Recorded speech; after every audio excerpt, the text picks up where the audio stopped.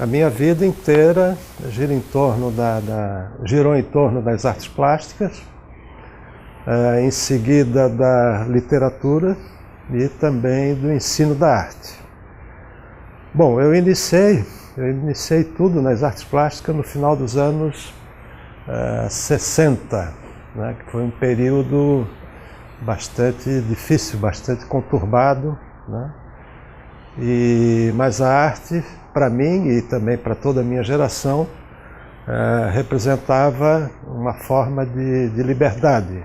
Não propriamente de ideologia, mas de exercício de liberdade, e isso foi muito interessante para a minha formação, né? Usar a arte como um meio de, né, jogar alguma ideia, né? Ou o próprio exercício de liberdade, né?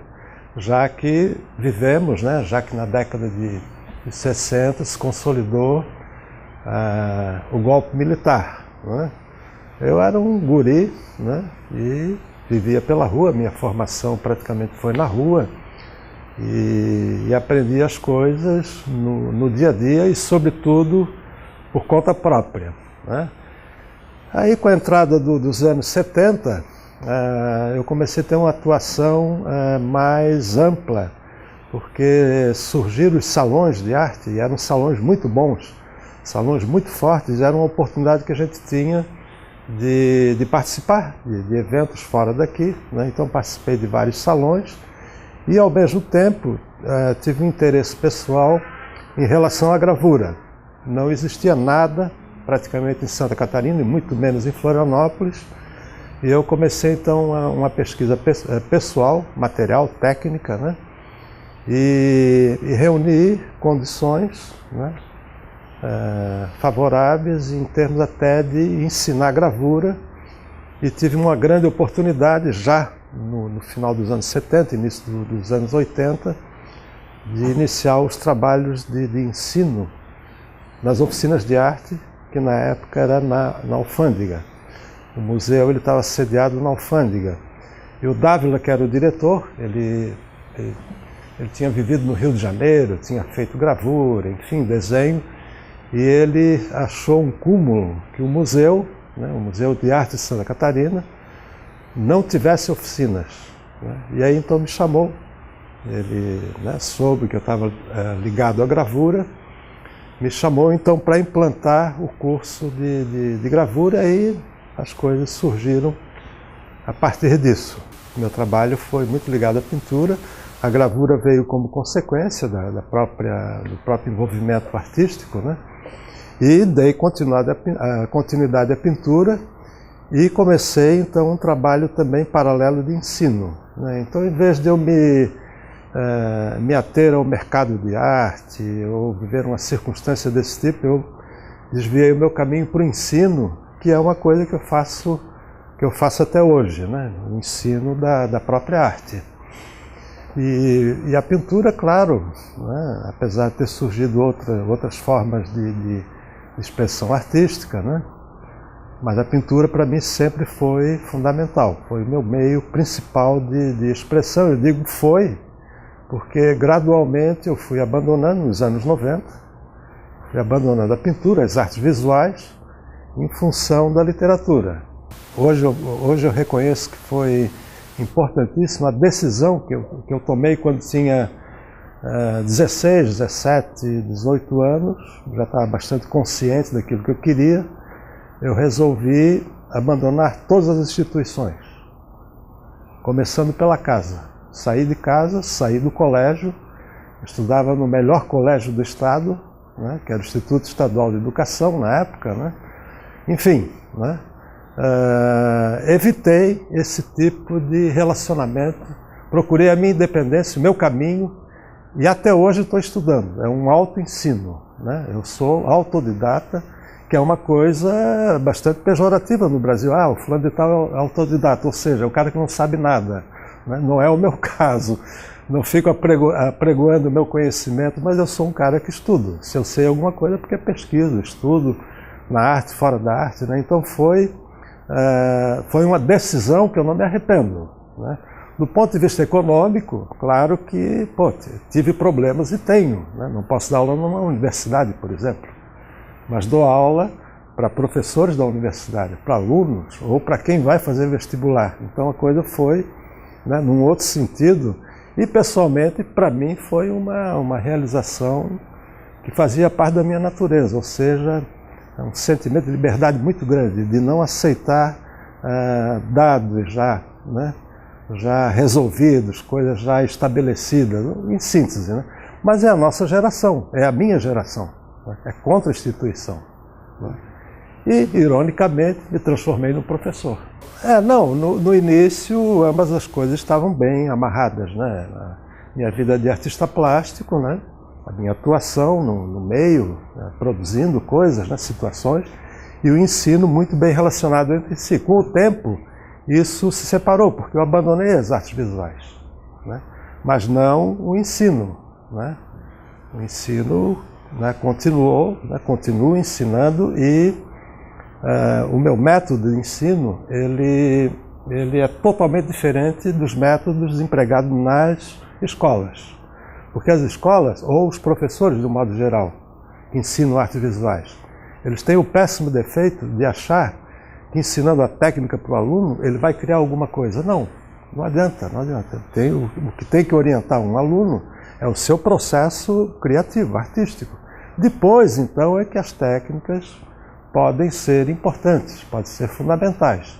Mas não é a técnica que leva o cara a criar. Não é.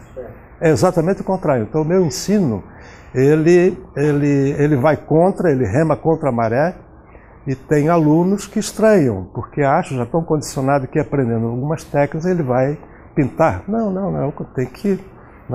tem que descobrir o seu processo criativo, a sua expressão, a sua maneira de expressar. Aí as técnicas são adaptadas. Então é um ensino que ele dá certo.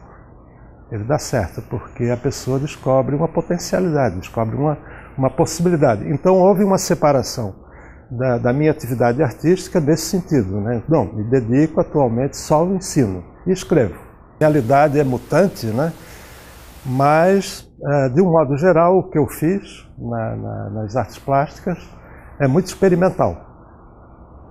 É muita experiência, é muito a tentativa. Então poderia selecionar, por exemplo, entre tantos meios, entre tantos processos, né?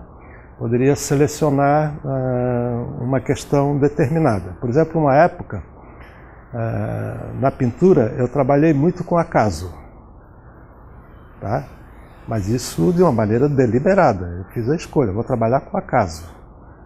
Vou colocar o acaso ao meu favor.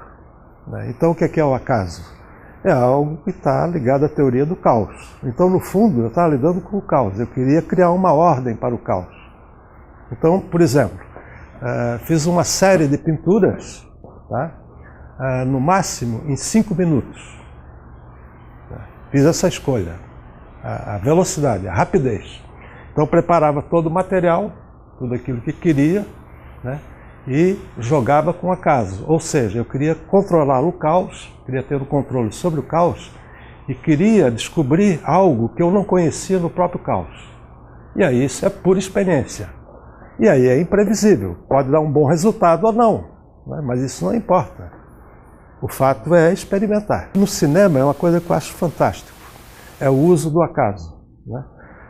Vamos supor que uma cena determinada, né?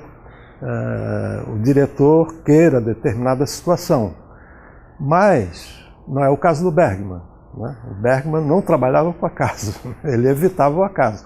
Mas os cineastas contemporâneos trabalham com acaso, querem determinada situação, mas acham conveniente inserir alguma coisa que aconteceu no momento que está sendo filmado. Isso aí para mim é fundamental, porque daí está ligando o cinema, está ligando a arte com a vida, com o momento, com aquilo que está sendo realizado naquele instante. No século XV, Leonardo da Vinci simplesmente disse: arte é uma coisa mental.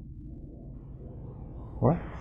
Ele só disse isso, não explicou absolutamente. A arte é coisa mental, ou seja, algo que vem da mente, né? O que é que vem da mente? Da mente vem tudo. Agora, o importante no conceito que ele deu é saber o que é mente. né? O que é a mente? Se perguntar para um neurólogo, por exemplo, onde que está a mente, ele não vai saber responder, né? Mesmo porque tem uma relação com a religião, a mente, né? Com a alma, enfim. Mas o Leonardo, um artista e cientista, disse, não, a arte é uma coisa mental. Agora, se a gente trazer isso para o nosso tempo, né? Aí então a gente passa a entender mais ou menos, né, o que é arte. E também recuar o conceito dele no tempo. Por exemplo, Aristóteles dizia que a arte acrescenta à natureza aquilo que lhe falta. Aristóteles, um lógico, né, discípulo de Platão, né, e que se destacou do Platão. Mas ele disse isso, a arte acrescenta à natureza aquilo que lhe falta. Correto, perfeito. Então, eis uma definição de arte que jamais vai ser ultrapassada, nunca vai ser superada. De fato, o artista acrescenta à natureza aquilo que falta à natureza, né? Ele vai descobrir ali alguma coisa, né? E aí temos o Leonardo, como falei, e na nossa época tem um conceito do Paul Klee, pintor suíço, professor da Bauhaus, que disse que a arte não reproduz o visível, a arte torna visível. Então o artista não copia. O artista não copia, ele cria uma realidade, né? Não vejo limite entre as artes. Associo o tempo todo. Literatura, artes visuais, cinema, dança, estão relacionados entre si. Então não tem mais, é tela, tinta, não. A vida é a matéria.